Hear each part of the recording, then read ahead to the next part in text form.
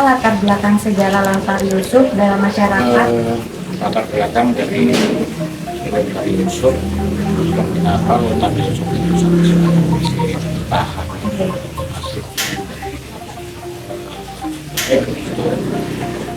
masyarakat Yusuf.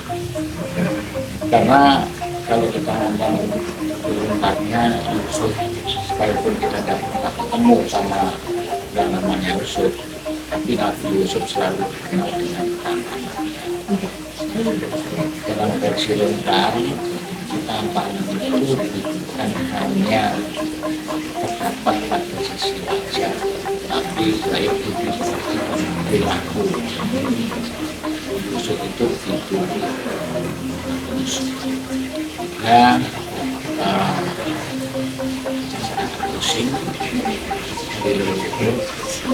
ingin mendapatkan ketularan itu.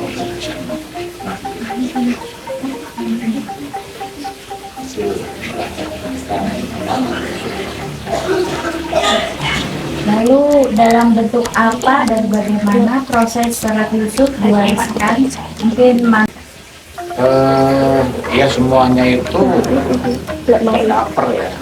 Ya ditampilkan pada saat melakukan ritual.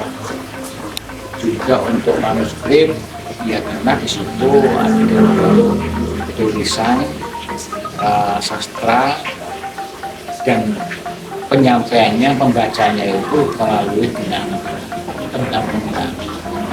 Jadi dalam kalimat lontar yang kalimat awal itu yang inti William Rimawi cerita Yusuf bin Maning. Jadi cerita ini agar supaya tetap langgeng, tetap dicintai oleh masyarakatnya, itu disampaikan dengan ketembalan. Ya kalau kita baca seperti orang berita orang, ya itu pendengarnya bosan. Jadi dengan tembang-tembang itulah saya kira semua insan ini dengan tembang-tembang pasti senang dan langsung.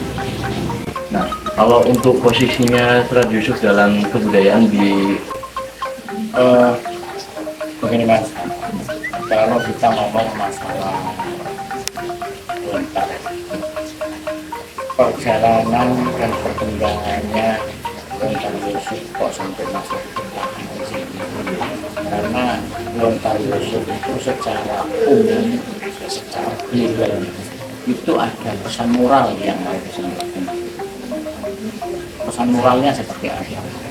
Sejak cerita Nabi Yusuf itu dilakukan dan sampai Nabi Yusuf itu menjadi raja, pesan moralnya bahwa keberhasilan itu tidak ada yang datang kepada orang, tidak ada yang dirasakan, semuanya itu membutuhkan waktu dan perjuangan. Itu seperti itu.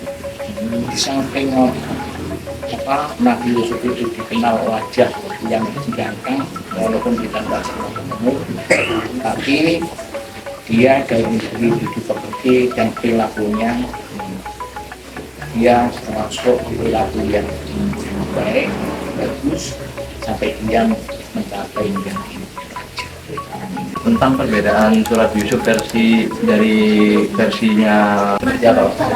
Dengan istilahnya yang saya tahu, kalau di Usun itu namanya mocoan, ya. Kalau di Jawa itu mocopan, kalau di Madura itu ada mamaca, kalau di Lombok itu saya kurang itu tahu, tapi yang saya pernah dengar baca-baca kalau nggak salah itu yang di Lombok. Di setiap daerah, di setiap kultur yang ada di Nusantara ini, saya yakin dia pasti punya.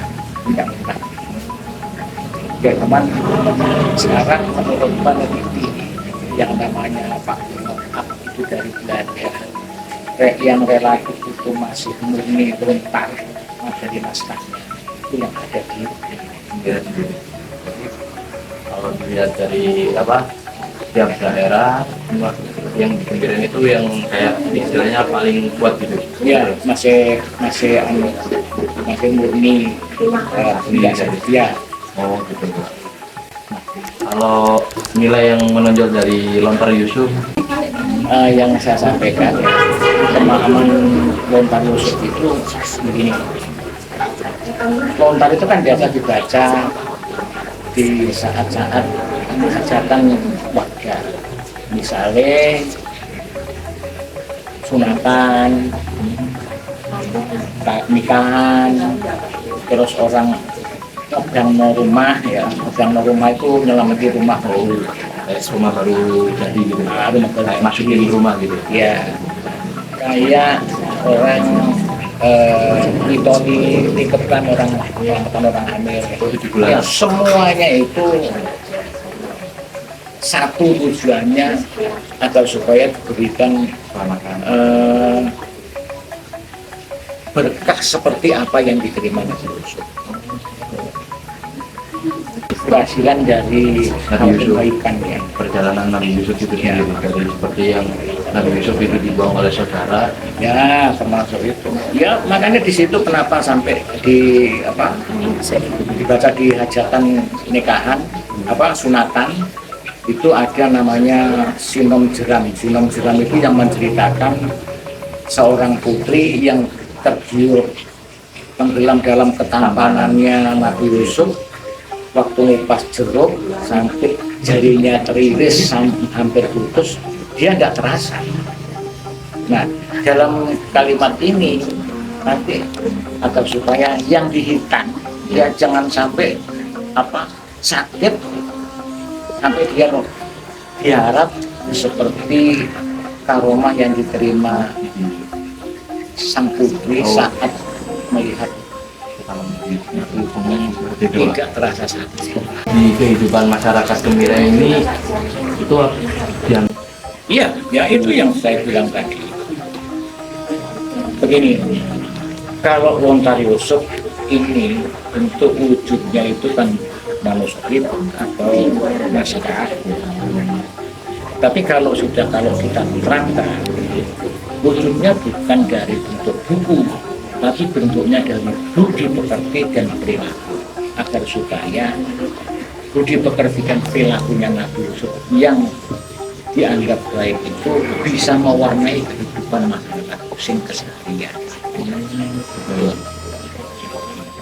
Jadi dengan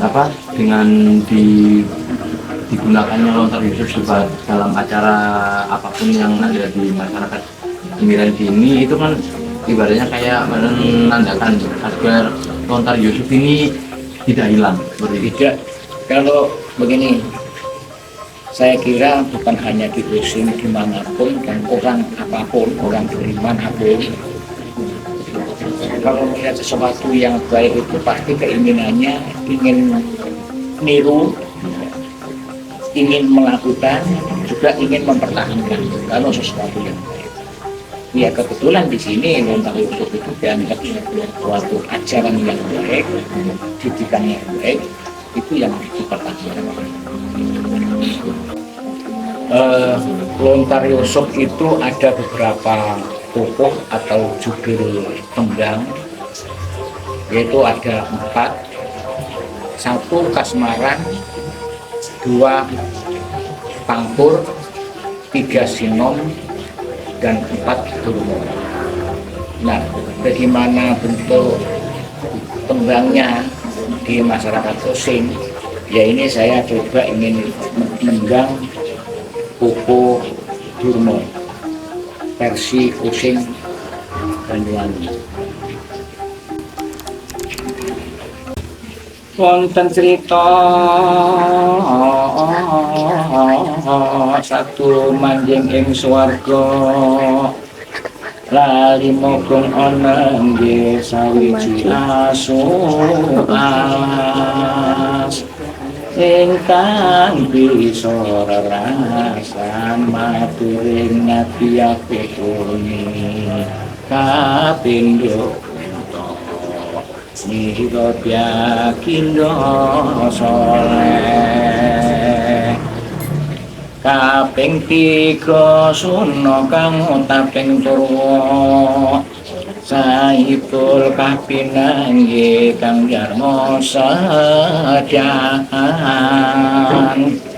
kaping 4 kedapa nira ciping 5 nangge turangga nira yakinga rasul buku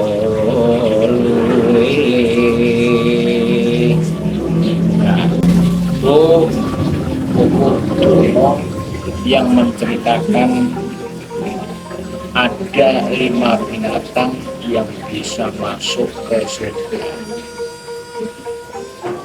Nah, binatang apa saja?